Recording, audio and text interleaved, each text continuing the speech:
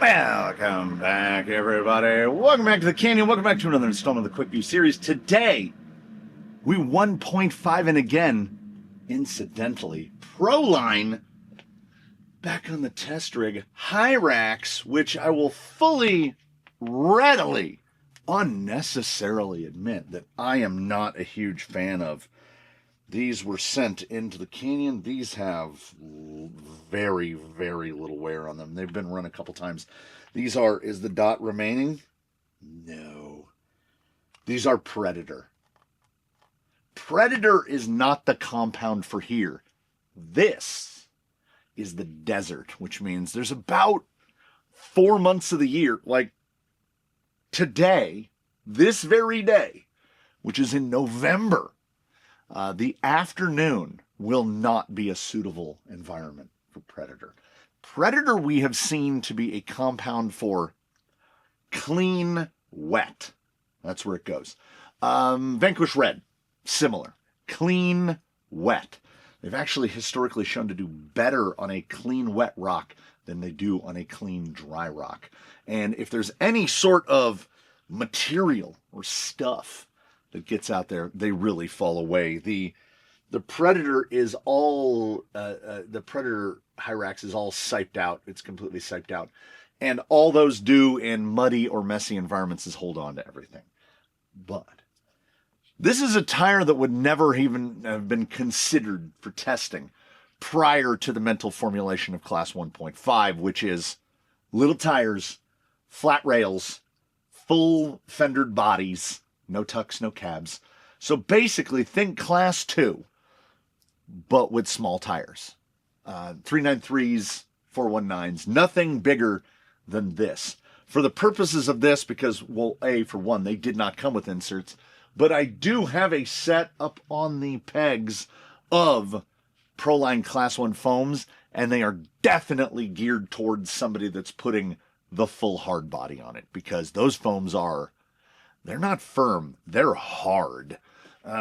J Concepts in their Class 1s basically just gives you a foam. Like I've got one right here. A megalithic on the stock foam, it's just, that's a straight up medium. You apply this tire, and if you're putting this on something with a hard body, you're making some choices.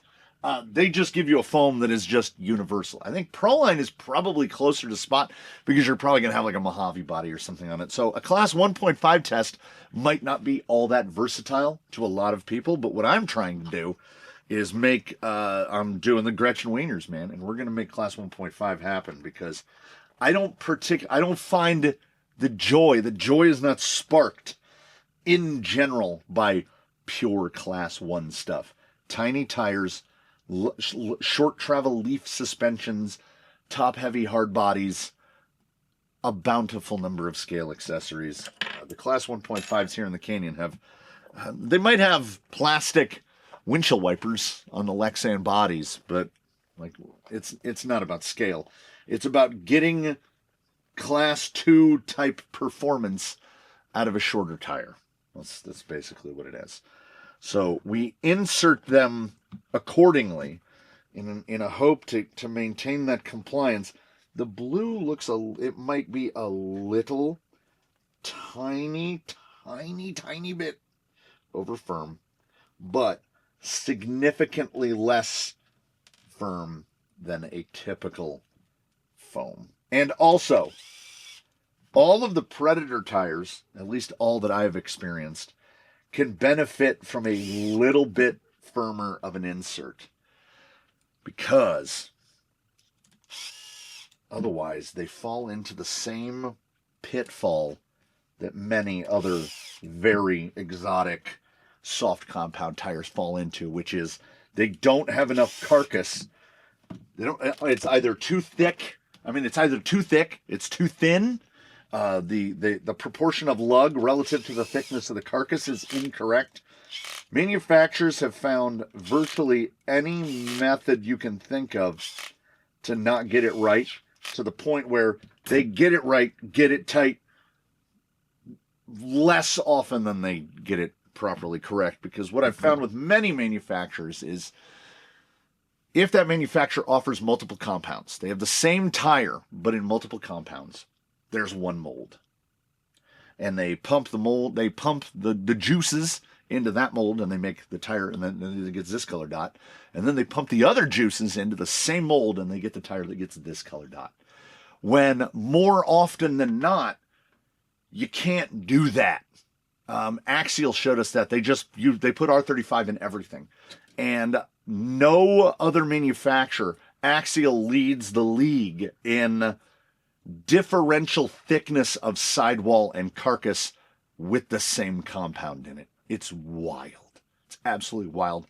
I've encountered Axial tires that the sidewall on one tire is 3 times the thickness of the sidewall on another tire. If the sidewall was 5 times as high, you could get away with that. But we're talking about like a trail grappler versus an Axial Falcon Wild Peak. Like they're the same size tire for the same class of vehicle. So ProLine, they don't nail it. 107? Yep. 30. I'd go 38. That's a skinny little guy. And a near perfect fit from the Endura silicone. Endura silicones are just fantastic, particularly in an application where we're talking about this size, because this, having a silicone in it, is not going to make the combo excessively heavy. Where when you get into, in talking about other things, I regard the 575 silicone insert as unusable. It weighs more than the tire that it's going inside of, and your full combo is going to hit 400 grams. You're going to have a pound per corner. And there are few vehicles that are really suited to toting around. I knew it was going to end right in the middle. I thought I could outrun it. There are very few vehicles that can manage on a daily basis 1 pound per corner. So this is definitely into the acceptable range. This is a perfect illustration of Class 1.5, the Crawler Canyon way. Chassis mounted steering. It's got a brushed motor in it. It's got little tires. It's got full fenders. It can do this little party trick right there. And this is Dusty. And his name is that because no matter what you do, he's always dusty. If he just sits there over on his skid for a little while, he gets dusty. Dusty is going to test the Class 1 size, the 4.19 Predator Hyrax. And according to the thermometer, we are firmly right there in the middle of Predator weather. So this should do the thing. This should be, provided that we're getting enough initial deflection off these, and it looks like we are. This should be about as good as I can get out of the Hyrax. And as I've mentioned, I don't understand the Hyrax. Why does every manufacturer keep cloning the Hyrax? Why? I strongly prefer a trencher or a flat iron, or pick any tire from Duratrex or Louise. The fleet wide here has never run an actual Hyrax as an installed tire. And I ran fake Hyraxes very early on in my foray into tiny toy cars that go slow, because I found out, you know what? These just aren't really very good at anything. So we'll see if they can change my mind, because those experiences long predate Class 1.5 as a pursuit, and you never know. Maybe these can work. And I do remind myself on a regular basis, not everyone lives in the desert. If you live in Scotland, you can run Predator year-round, provided you don't get them muddy. These are not gremlins. You can get them wet. In fact, they prefer it, but you can't get them muddy because they will just grab on, hold on, and then you're rocking 4 glazed donuts. So no glazed donuts this morning. It is dry. The humidity is, well, I'm going to guess.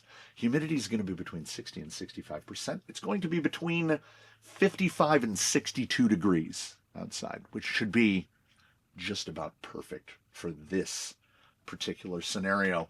Class 1 Predator Hyrax. Where are they going to score? Oh, I have a number in my head, and I'm hoping against hope that they can come along and they can beat that. Well, 66-1955. The desert biome is warming up even faster than I could have anticipated. 66 degrees. And that is because we are post-time change here in America.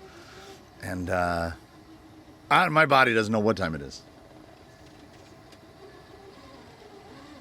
Do they need more compliance, or are they just Hyrax? We will give them a couple spins for the tire and the insert to cooperate. They're freshly mounted, you know.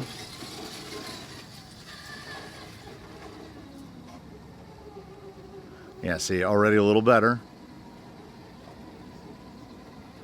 But that little, like, forward motion interrupted by casual spinning has been my experience with Hyrax since the beginning.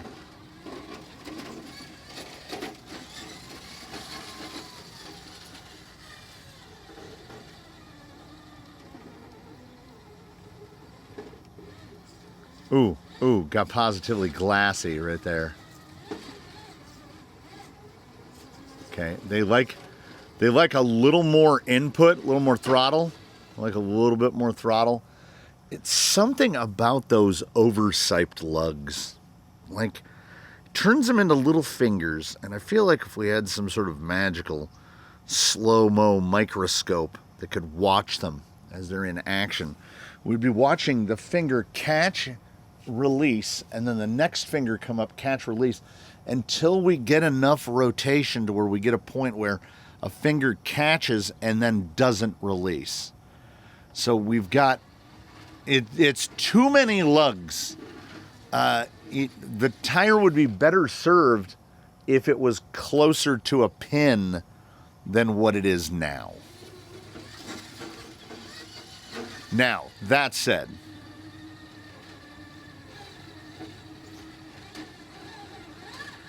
the maneuverability is mediocre because we have zero directionality. They are fond of dig. They dig well.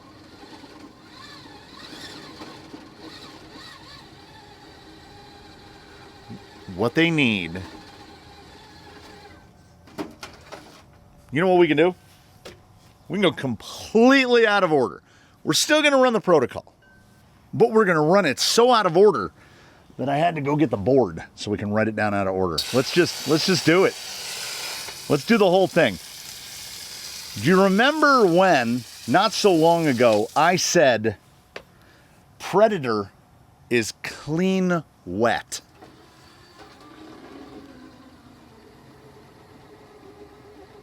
You see it, right? Like, it's not transforming it into the king of traction. But what it is doing is not making it worse. That sidewall is wildly ineffective.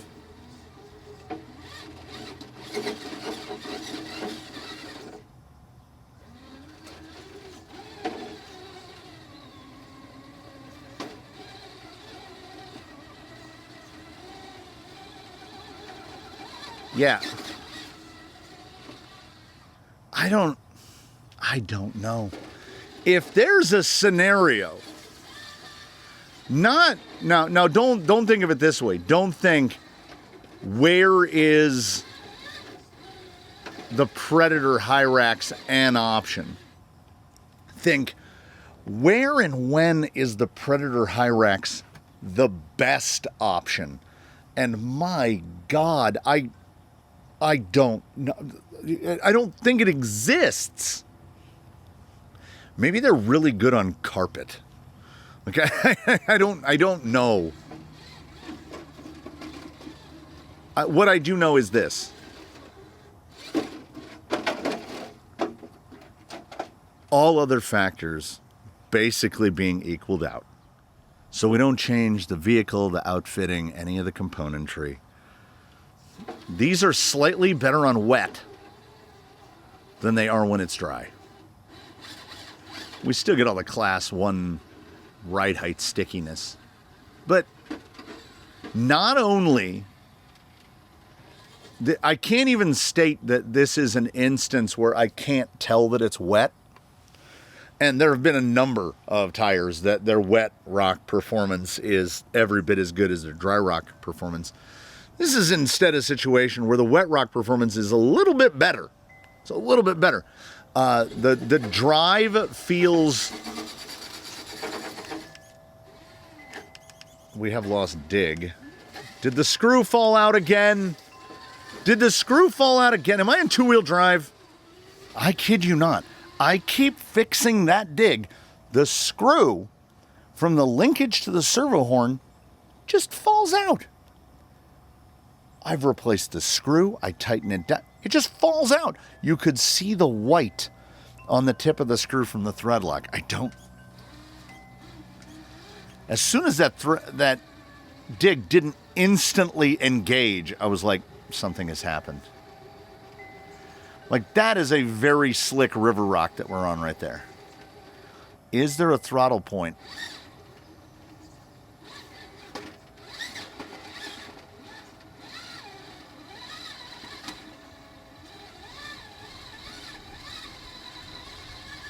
This is what gets me.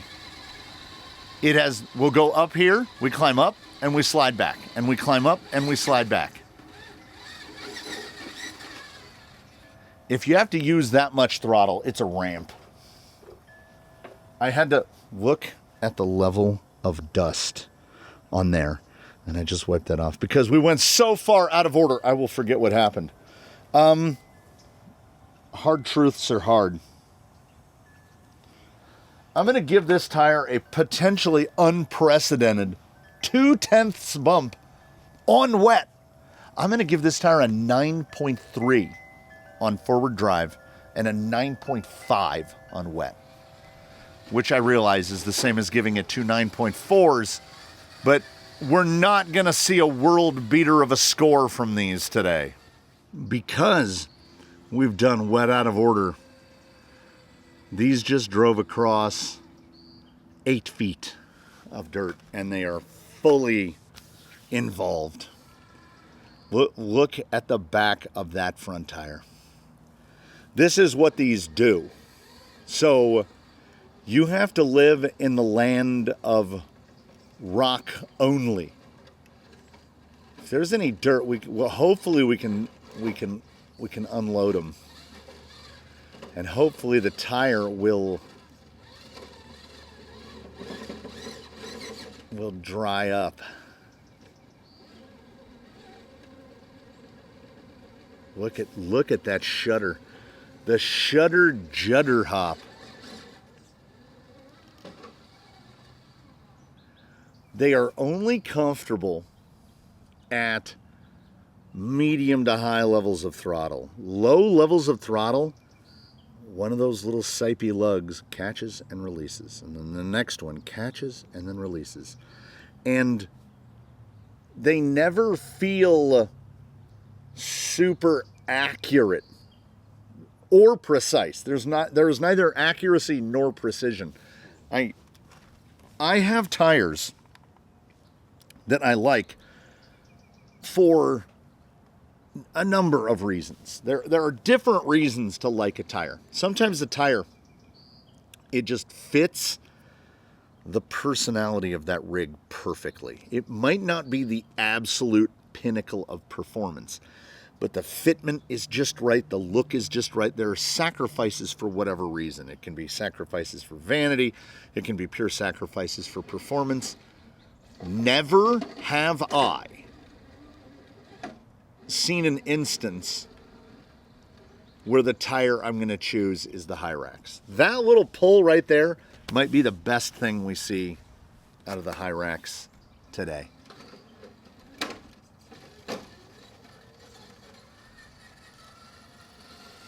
Oh, they're still picking up.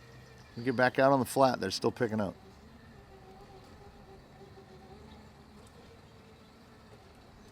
A thing that kills me on a tire, particularly a tire that is molded in one of those exotic compounds, and I would put Predator into the exotic compound category, is any time we are progressing in a straight line and you hear a little of the motor goes, you hear that, right? The judder. You hear judder.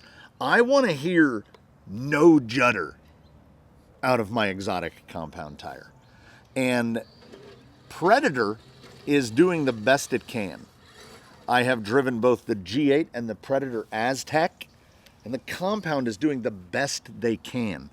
But the Aztec, if you look at it, take a look at it. Bring up a Google window over on the side and be like, ProLine Aztec. And then look at that tread. That tire is the bastard child of a Trepidor and a Hyrax. Neither of which are tires remarkably adept at rock crawling. I know there's somebody out there that's like, Hyrax is the jam. I would genuinely like to know what that is situationally. It is not here. It is absolutely not here. The Hyrax is not it. It is so middling in all performance aspects that it really hyper emphasizes the Canyon axiom that no one tire is the best at everything. And that's true. But every tire, I believe, has the ability, has the potential to be the best at something. ProLine G8 Trepidor. Absolute dog's dinner of a crawler tire. Just a mess. But my God, you put it on an FMS FJ40 and it is the knees of the proverbial bees. It is the best looking tire for that thing. And with 10 to 15 pounds of weight on top of it, pretty good. Surprisingly capable. Incredibly difficult to locate an insert that fits correctly and can bear that weight. But absolutely the trick. ProLine Toyos. Toyo RTs on the right rig.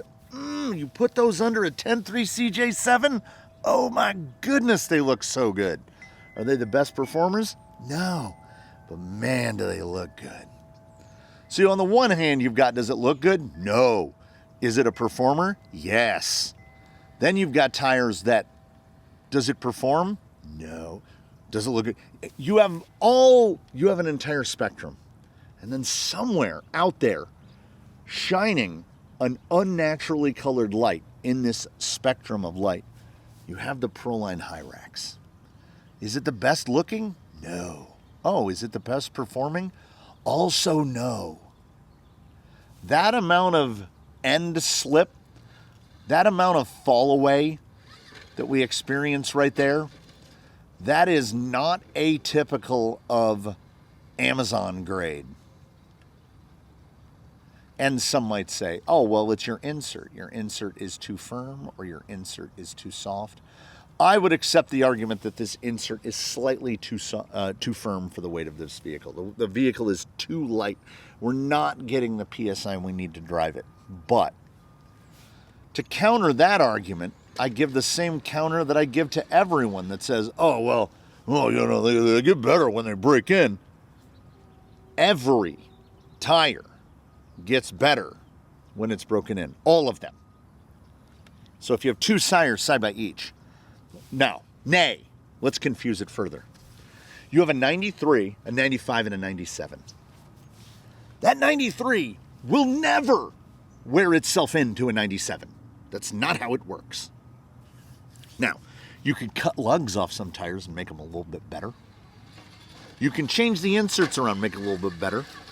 You can present that tire with an amount of PSI that the tire appreciates more. You can do a lot. But if you start off with the 97, it's always going to be better. and it's going to require less faff to get from A through B through C to D. Like to get through all of the steps. And as it wears, it is going to continually get better. So you have to ask yourself, why? I see a lot of acceptable responses to why for a lot of different tires. There are a lot of reasons. I just want pure performance. There's a tire for you. I want a tire that just looks the part and I don't care how it performs.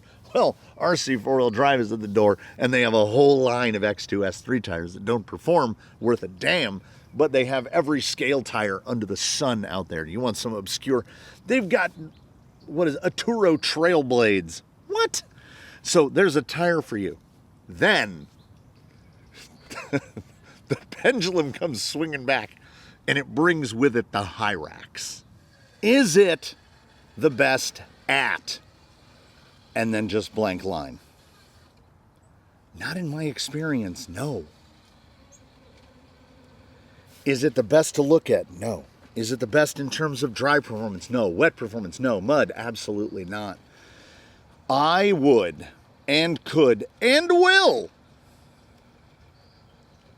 posit the argument that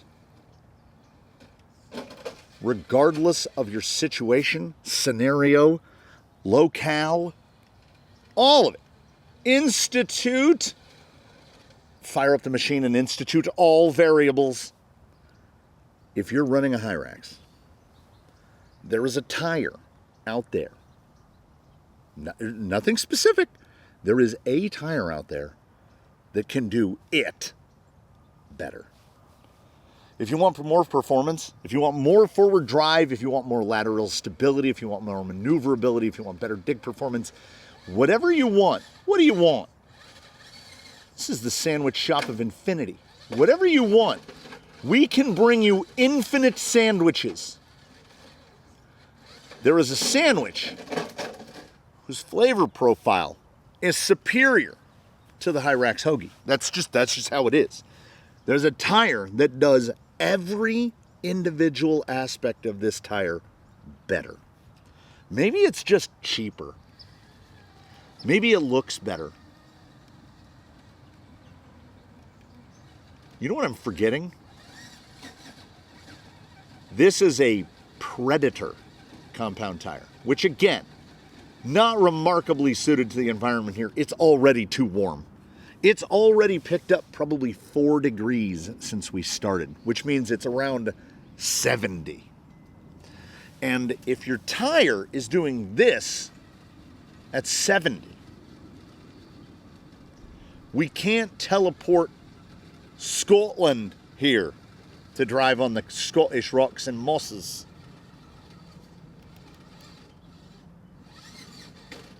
This has basically nothing to do with who makes it. It has nothing to do with the compound that the tire is made out of. It's the fact that the Hyrax is just not, it's just not good. It's not that it's not good enough. It's that it's not good. I don't consider this tire to be an option. You might live someplace wetter. That might be all the difference. A Hyrax. And in recent years, I've come to run quite a few ProLine tires. I've got multiple sets of Trepadors, Toyos, Ibex, Trenchers, Crawlers. They are all idiosyncratic to their own relative degrees, some more than others. But the Hyrax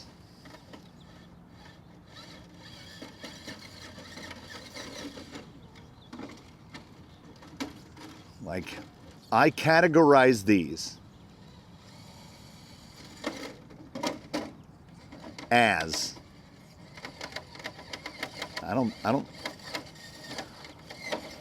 no, we're definitely not getting out of that. I categorize these as not a rock crawling tire because they are not very good at it. There are other tires that I categorize as not rock crawling tires as well. The Toyos are not remarkably good at rock crawling. Vanquish has never really produced a tire which is remarkably good at rock crawling. They are mediocre at best, mostly due to flaws in construction. They do not get the 3 C's to collaborate like ever. Like, they get the compound right and they get the composition right, and the carcass is too thin. It feels like chewing gum. Those tires need to be twice as thick. ProLine, in recent history at least, has gotten much better about getting the compound, the carcass, and the composition to agree with one another. But this tire stands out. Is the scarecrow of the group outstanding in his field in showing us all things of the past cannot be viewed through rose-tinted glasses. These are outdated in the fact that they were never very good to begin with. What they were was acceptable by comparison from a time when dedicated rock crawling tires were almost non-existent. Because if you fast forward to the now, to the present, where we have, I think, inarguably more options than we've ever had, and many of them very good, when presented with the tires of yore, most of the tires of yore are better. Let's be honest about it, okay? We go back to the hieroglyphics, the hot bodies, HPI Sedona, the Panther Cougar, HPI Rovers. We go back the Veloci Rock Claw. We go back to the tires when they were fat and tall and had actual memory foams in them, and they were unbelievable. They didn't resemble real world tires in any aspect at all. Like, they look like beach balls with tread on them. But they will go up anything at any time. You can still today buy white Rovers, and you'll get them home and you'll open the bag and you'll go, what am I going to put these on? These are enormous. They're the size of a cantaloupe. Where do I put this? And then you find something to put it on and you go, oh my God, what hath I wrought? Whereas you put Hyrax on something and you go, well, I mean, I guess it's okay. These perform not particularly any better than any clone Hyrax. A little better. Some of the clone Hyrax are broadly terrible. Here for a good time, not for a long time. Visible tread wear in the span of one battery pack. Visible tread wear. But that leaves us with these, where we've watched more slide back, more fall back. We would have to get a microphone very close to a tire to pick up the true amount of lug noise being generated. Lug noise is power lost. They're just not, like, if I was building a list of recommended, not recommended, and you'll also notice here at Dead Limit, we're at a spot where the rising sun has been on dead limit. So dead limit is the first point that we've gotten to where we've seen rock temperature above ambient temperature. So we're probably into the mid 80s, probably approaching 90 degrees Fahrenheit on the surface of the rock. And the performance of the Hyrax being molded in Predator shows that. It can't handle it. We can get those little pull-ups, but if we're using very low levels of throttle, it doesn't like it nearly as much. We get these little hesitations, these little slides back. I don't know why I'm bothering. I don't know why I'm bothering with this part. Boy, there's some excellent sidewall integrity from those silicones. Look at that. Nice. You know why? I still believe, I contend, my contention has been, and we've tested it to some degree, that most of the work of a tire is being done by the lug right at the shoulder, very at the shoulder. So when you get that silicone in there, it maintains a properly tight shoulder, which on any other tire would give us a bit more maneuverability. But, you know, if you can't get what you want, sometimes you get what you need. And then in other times you get the ProLine Hyrax. No one is the best at everything, but everyone has the potential to be the best at something. And you don't even have to, I mean, the idea is, and this is what we instill in children, right? Am I correct? Always try to do your best. You know, at least if you try, what did the great ones say? You miss 100% of the shots you don't take. So you take your shot. But they just keep trotting out the Hyrax. They should just disco it. They've discontinued a lot of tires, but this one keeps going. Is it because it doesn't have licensing on it? Is it exceptionally economical to manufacture, package, and distribute? I don't understand. I don't understand why they keep selling this. When people bandy about the term outdated, which in this pursuit, I bristle a little bit generally when that phrase is uttered because, oh, you mean like 4-link, which has been around for 75 years? Or how about live axles, which have been around for well over 100 years? If you're talking about changes to geometry, like I see people say things like, oh, that chassis geometry is outdated. I'm sorry. I don't know if that's ignorant or willfully ignorant, but like, that's like saying the wheel is outdated. Oh my God, they're round. That's ridiculous. Where are my triangular wheels? Well, they've made those too, but it doesn't really improve in any meaningful way over the round ones. Do you know why we don't have solid tires that are functional? You know why Michelin has been working on the Tweel now for what, 40 years? Because a pneumatic tire was a paradigm shift in human invention. So the idea that somebody's going to come out with a flat piece of metal or polymer or whatever it might be with holes drilled in it in new locations that are going to radically transform what we do with tiny toy cars that go slow is just ridiculous. I don't think people can truly embrace how ridiculous it indeed is. And the same goes for the tire. No one is going to make a tire that through any of the interpretations of compound carcass and composition is going to do something that some other tire can't do. So all we're looking for, all we're striving for is the tire that suits the rig that we're fitting that tire to. Maybe it doesn't wear out real fast, doesn't dry rot away. You know, all of those other little things are bonuses. Fit the rig, do the thing we want it to do.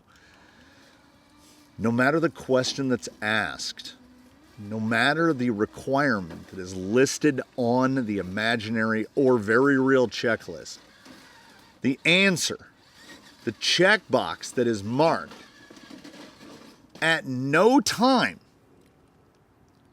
for me says Hyrax. Never says Hyrax. Real rock Hyrax are kind of cool. They're like a marmot. ProLine Hyrax are the answer, perhaps, to a question yet to be conceived. Which does indeed make an effort to take counterintuitivity to the extreme, as the Hyrax have been around for a good long while. Were they an answer to a question whose format was lost to the sands of time, which is unknown to us? that which cannot be known. Maybe.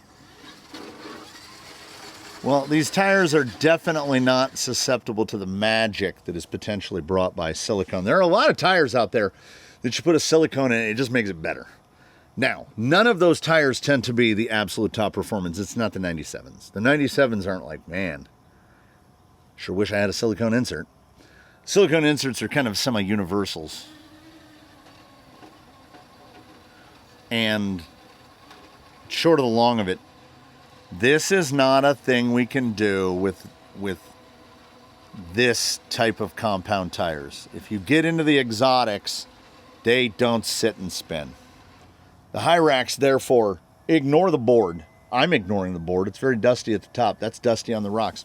I'm ignoring that board because the Predator Hyrax, and I believe it makes never mind that it is Predator. Around here, we have a scoring scale. Basically, if a tire is above a 95, that is a good tire. We score like wine. I got my idea for the scoring about wine. There's no such thing as a 100.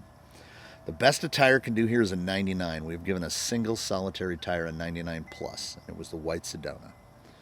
Got a 99 plus because it did everything asked of it. It's an absolutely ludicrous tire, which you couldn't put on most vehicles. And then there's the Mendoza line of Crawler Canyon tire testing. And then that number is 93. 93 is the unmagic number. Below 93, there's really no reason to buy that tire. I've had to adjust some of the scoring accordingly because there have been tires that have scored at or below 93 and can be reasoned with. The Trepidor scored as a pure rock crawling tire due to its 5-inch height, due to its G8 compound, due to a number of things.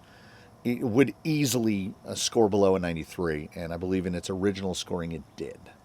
It has in my mind basically a singular application, which is on FMS FJ40s, and would otherwise be not recommended. Based on this, I bestow upon the ProLine Class 1 Predator Hyrax a 92.9.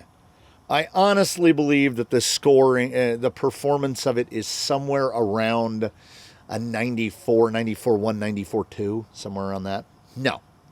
This goes on the leaderboard as a 92.9 because I want it emphasized that no one should buy these. There's absolutely no reason. You can buy the trenchers, buy the G8 or Predator trencher, and you will do better across the board. And they'll still load up with mud just as bad, but they will work great. The Hyrax are a tire without a purpose. I could analogize on a land without a flag. I could analogize on and on, but I won't. I will leave it at this. Buy something else. Buy the tire that looks to you cosmetically to be the best. Buy the tire that you know is performatively to be the best. Put a megalithic on it. These are nondescript and have no real target. I don't get them. Please do, in the comments below, if you have found the Hyrax to be the answer, tell me the question that you've asked. Tell me what your location is and what your application is that you found the Hyrax to do the job. I don't want, you know what I don't want to hear? Well, I mean, they work okay for this or that. Yeah, so do a lot of tires. But nothing I could ask of a tire can be answered by the Hyrax better than another tire. And because of that array, because of that variety, because of the time that we live in now, where we do have choices, I don't think this one should be a choice. That's just me. Get out the carton of get your pellets, get your rock salt, get your flakes, get your table salt, whatever type of salt you enjoy, and take this with as many grains as you see fit. Thank you so much, everybody. I look forward to seeing answers in the comments. I look forward to seeing you in the next one, and in between now and then, please, one and all, do your very best. Have a good one, everybody. We'll see you again here from the canyon, and I can guarantee you only one thing. The next time Dusty is out on the rocks. It ain't going to be on Hyrax because they do not do the things.